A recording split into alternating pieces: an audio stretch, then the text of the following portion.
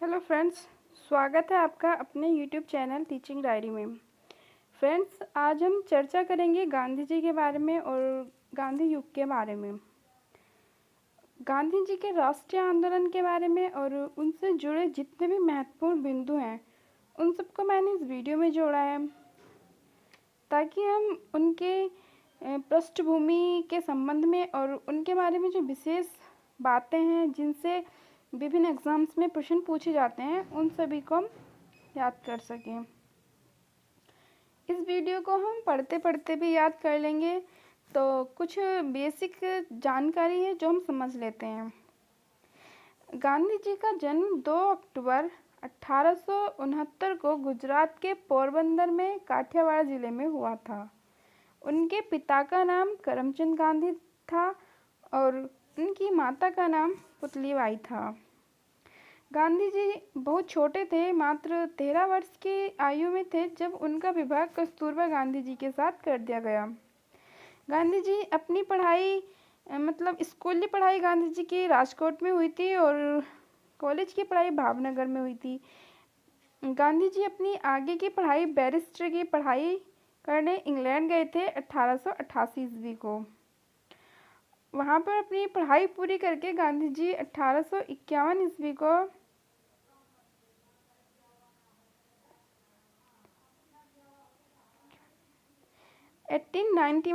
अपनी पढ़ाई पूरी कर भारत लौटे। इसी क्रम में उनकी मुलाकात एक मुस्लिम व्यापारी दादा अब्दुल्ला से हुई। 1892 में उनकी मुलाकात हुई थी दादा अब्दुल्ला से। उन्होंने गांधी जी से अनुरोध किया था कि वो दक्षिण अफ्रीका चलें और उनके कुछ मुकदमे हैं वो देख लें। तो गांधी जी ने उनका अनुरोध स्वीकार किया और वो 1893 को वापस फिर से दक्षिण अफ्रीका गए थे, जहाँ पर उन्हें बहुत अधिक रंगभेद का सामना करना पड़ा था। उनके साथ एक घटना भी घटित हुई थी। वो एक बार जा रहे थे ट्रेन से, डरबन से प्रिटोरिया जा रहे थे और रास्ते में एक रेलवे स्टेशन पड़ा था पीटर मारिट्सबर्ग रेलवे स्टेशन था। तो वहाँ पर उन्हें जबरन ट्रेन से उतार दिया गया था क्योंकि वो प्रथम श्रेणी के डिब्बे में यात्रा कर रहे थे। 1894 में उन्होंने नाटाल कांग्रेस की स्थापना की थी और इसी क्रम में गांधी जी ने सत्याग्रह आंदोलन का पहला प्रयोग किया था 1906 में दक्षिण अफ्रीका में ही। तो यहाँ एक क्वेश्चन बनता है कि गांधी जी ने अपना सत्याग्रह आंदोलन कब किया था, प्रथम सत्याग्रह आंदोलन कब किया था? तो कब किया था? 1906 ईस्वी में। और कहाँ पे किया था? दक्षिण अफ्रीका। ओके फ्रेंड्स, 1915 में अंग्रेजी सरकार ने उन्हें कैसर हिंद की उपाधि से सम्मानित किया था।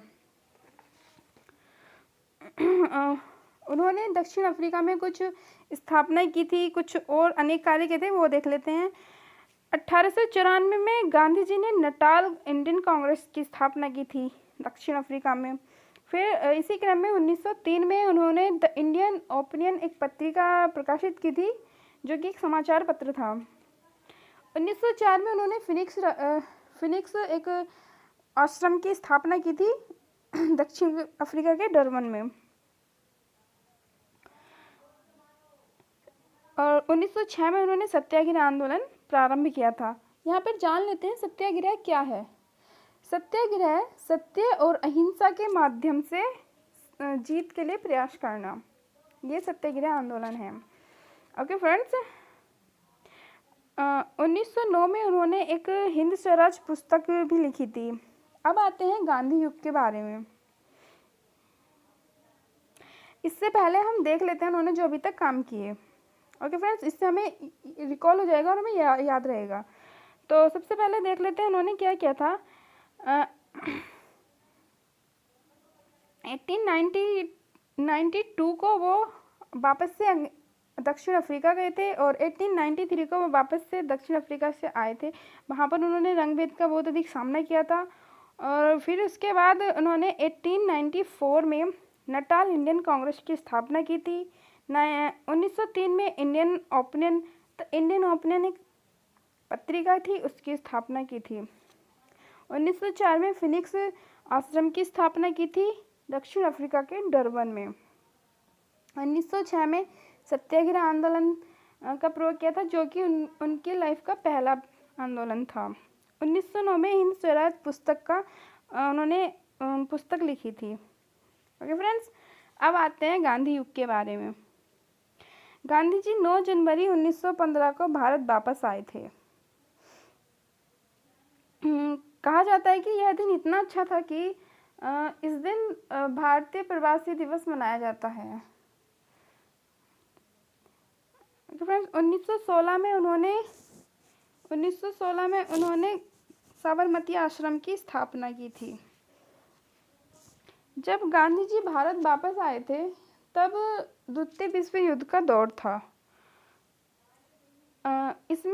इसके जो प्रारंभिक चरण था उसमें गांधी जी ने अंग्रेजों का सहयोग किया और अपने लक्षित उद्देश्यों को प्राप्त करने का प्रयास किया।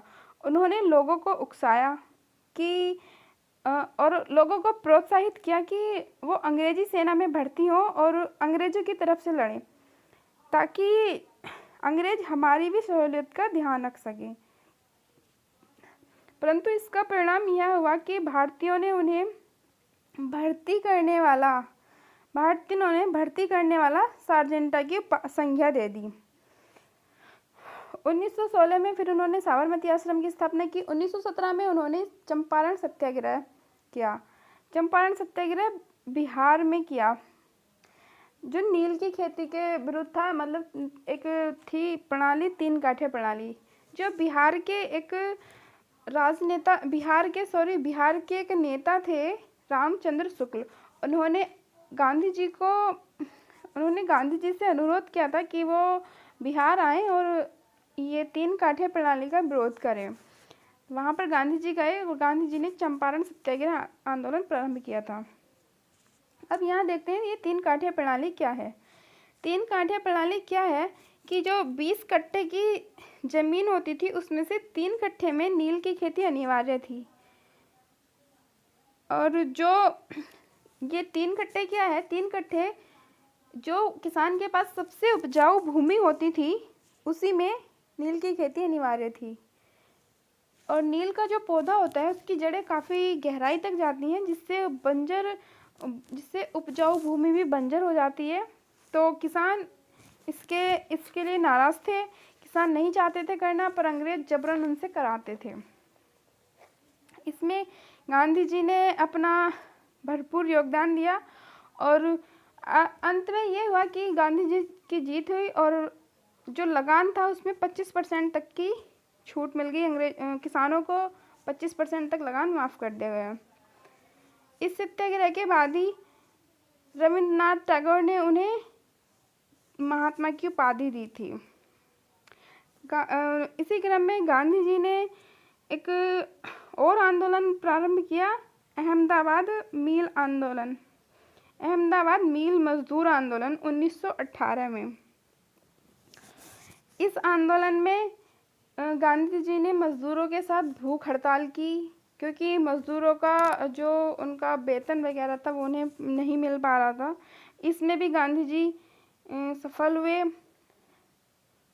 और इसी के साथ वो भारत में आंदोलन के अग्रकारी राजदूत बन गए।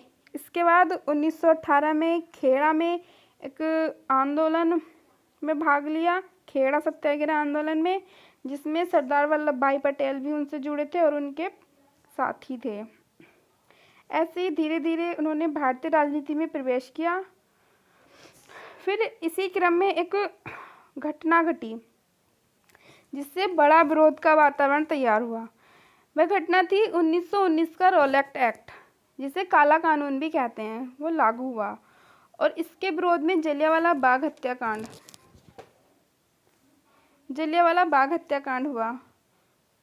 गांधी जी ने एक सत्याग्रह लीग बनाई थी और 6 अप्रैल 1919 को देश में राष्ट्रीय अपमान दिवस भी मनाया गया था।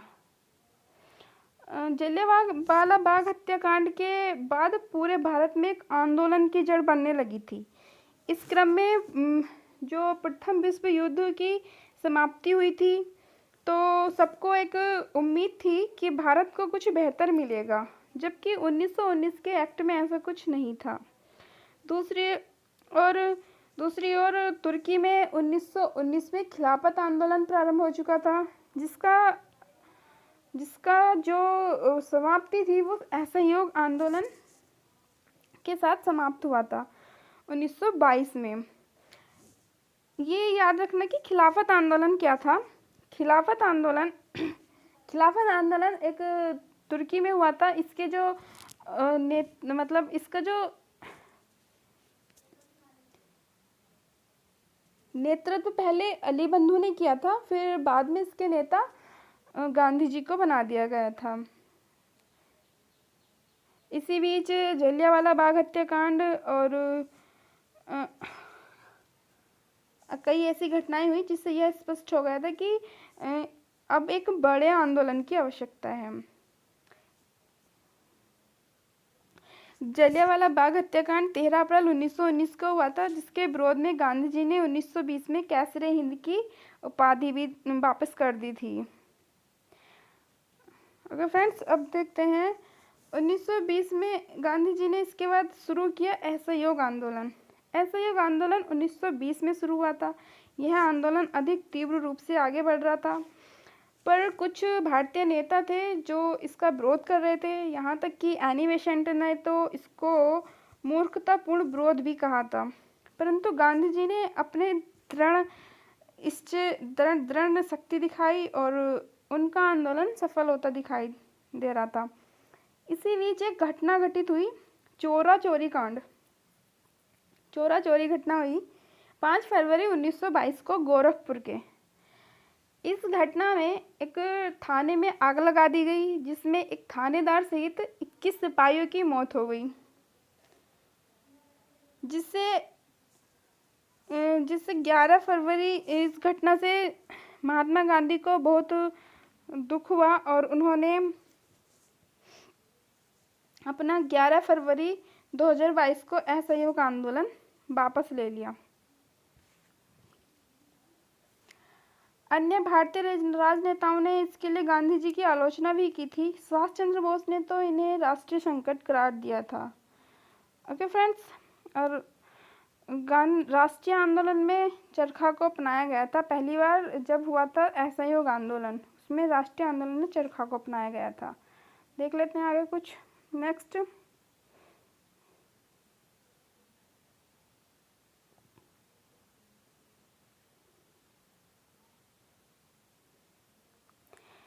पाँच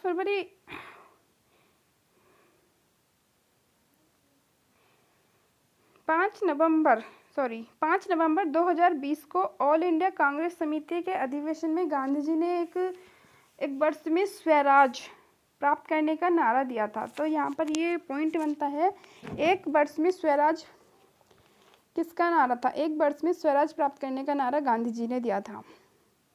गांधी जी के अनुसार असहयोग आंदोलन बहुत भारी गलती थी। वो कांग्रेस के अध्यक्ष बने थे 1924 में कर्नाटक के बेलगांव अधिवेशन में। ये क्वेश्चन बहुत इंपॉर्टेंट है, बहुत बार परीक्षाओं में पूछा भी जाता है कि गांधी जी ने कांग्रेस के किस अधिवेशन में भाग लिया था।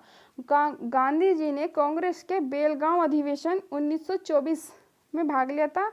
बेलगांव अधिवेशन कर्नाटक 1924 में भाग लिया था। ओके फ्रेंड्स, याद हुआ? बेलगांव अधिवेशन कर्नाटक में हुआ था 1924।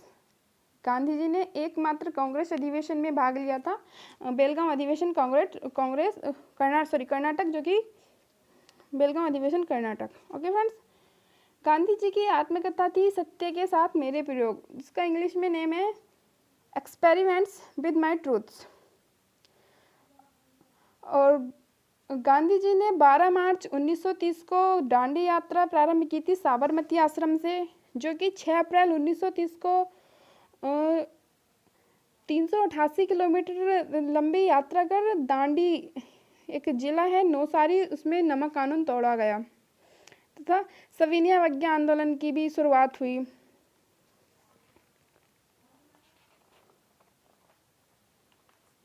गांधी इरविन समझौता हुआ 5 मार्च 1931 को। इसी क्रम में इसे दिल्ली पैक्ट भी कहा गया। इसके बाद 7 अप्रैल 1934 को गांधी जी ने सविनय अवज्ञा आंदोलन को भी समाप्त कर दिया गया। अब इसमें यहाँ क्वेश्चन बनता है, सविनय अवज्ञा आंदोलन कब हुआ था? सविनय अवज्ञा आंदोलन 1931 5 मार्च 1931 को प्रारंभ हुआ था। यहाँ पर एक गांधी जी ने संघ की स्थापना की थी, हरिजन सेवक संघ। यहाँ पर भी ये क्वेश्चन भी बहुत मोस्ट इंपॉर्टेंट है, ये बहुत बार पूछा जाता है। हरिजन सेवक संघ की स्थापना किसने की थी? गांधी जी ने 1932 में की थी। ओके फ्रेंड्स, महात्मा गांधी और अंबेडकर जी के बीच एक समझौता हुआ था 24 सितंबर 1932 को पुणे के यरबदा जेल में। 1942 में प्रस्तुत क्रिप्स प्रस्ताव को गांधी जी ने पोस्ट डेटेड चेक कहा था। और गांधी जी ने करो या मरो का नारा दिया था। एक आंदोलन था भारत छोड़ो आंदोलन 1942 को 8 अगस्त 1942 को प्रारंभ हुआ था। इसमें गांधी जी ने करो या मरो का नारा दिया था। 9 अगस्त 1942 को गांधी जी को गिरफ्तार कर लिया गया और पूना की आगा खां पैलेस में रखा था। 1931 के जो 1931 में लंदन में द्वितीय गोलमेज सम्मेलन हुआ था, उसमें गांधी जी ने कांग्रेस का नेतृत्व किया था। प्रथम गोलमेज सम्मेलन में कांग्रेस ने भाग नहीं लिया था, द्वितीय में किया था। द्वितीय गोलमेज सम्मेलन में गांधी जी MS राजपूताना नामक जहाज से इंग्लैंड पहुंचे थे और 1934 में उन्होंने कांग्रेस से त्याग पत्र भी दे दिया था। अंत में 1948 को नाथूराम गोडसे ने गांधी जी की हत्या कर दी थी, बिरला भवन दिल्ली में ही की थी। तो फ्रेंड्स, कुछ उनकी देख लेते हैं। उन्हें कुछ उपाधियाँ दी गई थी और उनकी कुछ पुस्तकें वगैरह थी। फ्रेंड्स, महात्मा की उपाधि तो हमने पीछे पढ़ाई है, रविन्द्रनाथ टैगोर द्वारा उन्हें दी गई थी असहयोग आंदोलन में। बापू की उपाधि दी थी जवाहरलाल नेहरू ने, यानी कि बापू की उपाधि गांधी जी को जवाहरलाल नेहरू द्वारा दी गई थी और राष्ट्रपिता की उपाधि सुभाष चंद्र बोस द्वारा दी गई थी। गांधी जी को अर्धनग्न फकीर किसने कहा था? विंस्टन चर्चिल ने गांधी जी को अर्धनग्न फकीर कहा था। ओके फ्रेंड्स, यहाँ पर उनकी कुछ प्रमुख पुस्तकें हैं।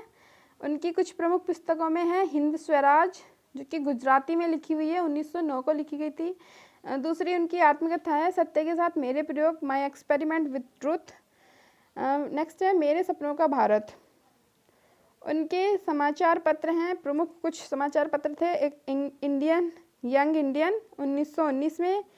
नेक्स्ट है Indian opinion, the Indian opinion 1903 में दक्षिण अफ्रीका में किया था ये। नवजीवन 1925 में। द ग्रीन पैम्पलेट राजकोट में। हरिजन 1933 में किए थे। और टाइम पत्रिका द्वारा महात्मा गांधी को मैन ऑफ द ईयर घोषित किया गया था। कब किया गया था? 1930 में। तो सो फ्रेंड्स, कैसी लगी आपको वीडियो हमारी? अगर वीडियो पसंद आई हो तो वीडियो को लाइक, कमेंट, शेयर करना ना भूलें और बने रहिए हमारी वीडियो से। हमारे चैनल को सब्सक्राइब कर दें ताकि आने वाली सारी वीडियो के नोटिफिकेशन आप तक आते रहें। Okay friends, thanks for watching. Thank you.